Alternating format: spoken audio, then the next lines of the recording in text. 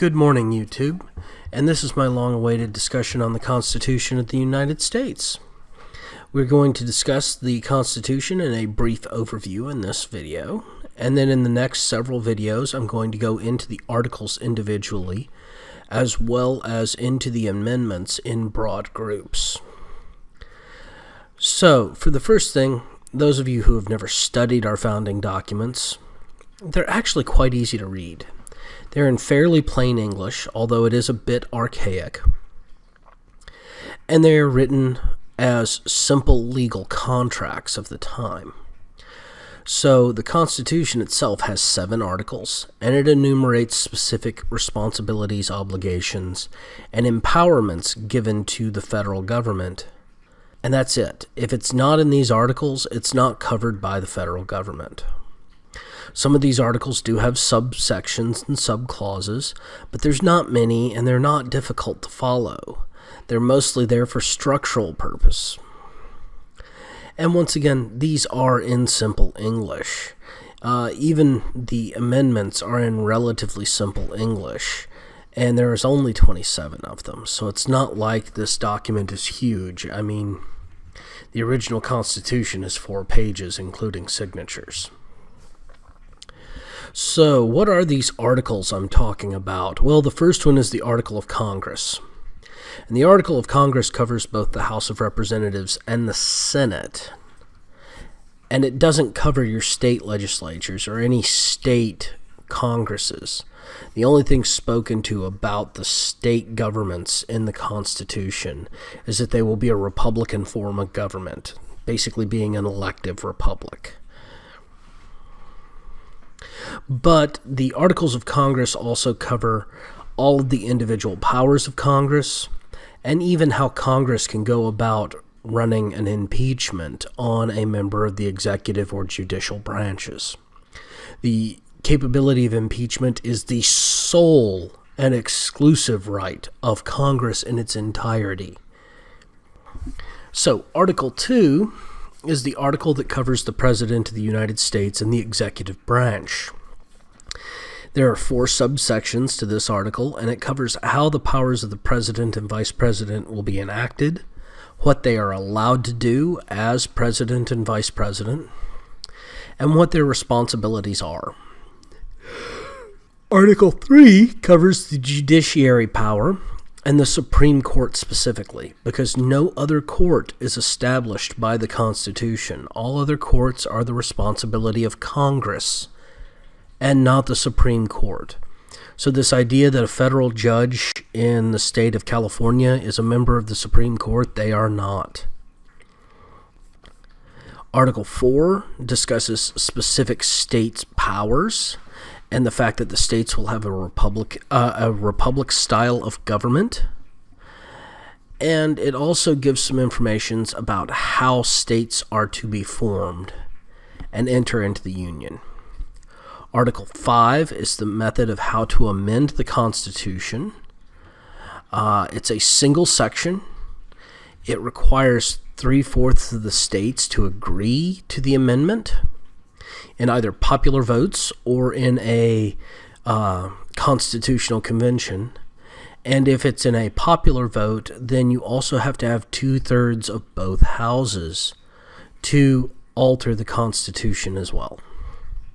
Article 6 covers debts and expenditures, and Article 7 covers the ratification process. And that's it. There are no other sections. It is that simple. Now, the Bill of Rights, which is often discussed in conjunction with the Constitution, is actually the first 10 amendments of the Constitution. And they were passed at the same time, but they were never actually part of the Constitution. And the Constitution itself, including these 10 amendments, has been amended a total of 27 times. Now, you might be surprised, some of these amendments no longer exist.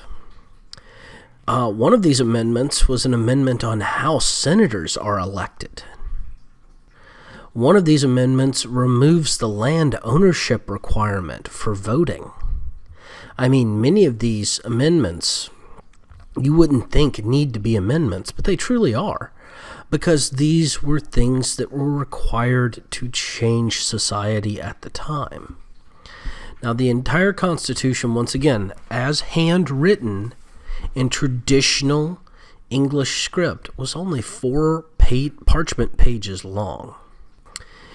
And some of the later amendments, including the 27th Amendment, which is 3 pages long, are quite bigger than the actual Constitution itself. So, now that we know the structure, let's talk about how exactly the Constitution is formed. Well, the framers set it up as a document of negative rights. Well, what does that mean to you? Well, that means that the rights themselves do not come from the document, and do not come from the government that houses the document, or follows the document, or uses the document.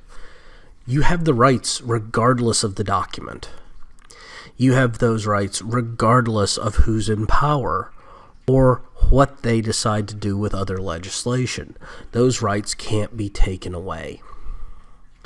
Now, because they're also negative rights, it's also a negative expression of power in the Constitution. So what does that mean? It actually means that it suppresses the way government expands. It's actually designed to limit and hold government to the minimalist form possible. Now, that's something that we've kind of lost touch with in the United States since about, well, let's be real, back in the 90s, even when I was in school, there was a push for bigger and bigger government, specifically during the President Clinton era, and even under the President George W. Bush. So it's not just the recent 8 years. It's been closer to 24 years that the power of the presidency has been severely inflating. And even you could go all the way back to President Nixon and the Clean Water Act, which gave the executive branch a whole new set of powers, according to the Democrats, to manage the environment, which was never a responsibility under this Constitution in any way, shape, form, or fashion. And realistically, if we're going to honor the Clean Water Act concepts, it should have been introduced as an amendment and not as a piece of legislation, because it gives too broad authority. So what am I basically telling you? Well, I'm telling you that as citizens of the United States, or even as just people in the world who are interested in how America is doing and what America is and would like to someday come to America, we need to pay attention. And those of us who are citizens in the United States and who vote for people to represent us in our republic, we need to hold them to account. We need to keep them in check of the Constitution.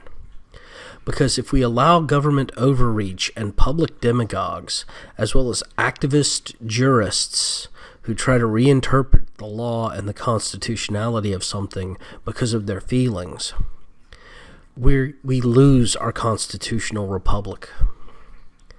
And we lose it inch by inch every time they do that. And if you applaud it, you have just condoned that kind of behavior. Even if you agree with the judgment, condoning that kind of behavior is negative. It damages us as a society because it is one more step to stripping the Constitution of the power it has and giving that power to the government so that they can take the power away from the citizenry and keep it for themselves. Because the government doesn't care about you. You care about you. Your people care about you. Your friends, your family. The government doesn't. So you cannot let the government tell you it cares about you, and you cannot expect the government to protect you. We must not go passively.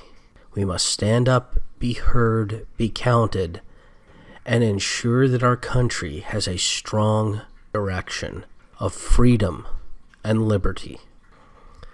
Well, that's it for tonight, folks. I want to thank you again for joining me on my discussion on the Constitution.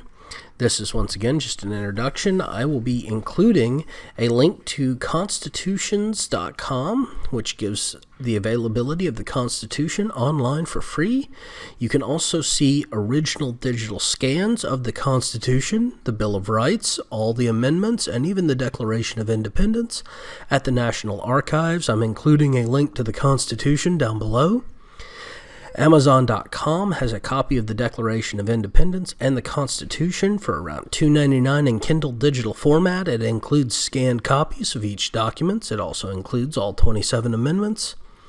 And once again, if you'd like to have discourse with me, join me on minds.com/veteran mountain man.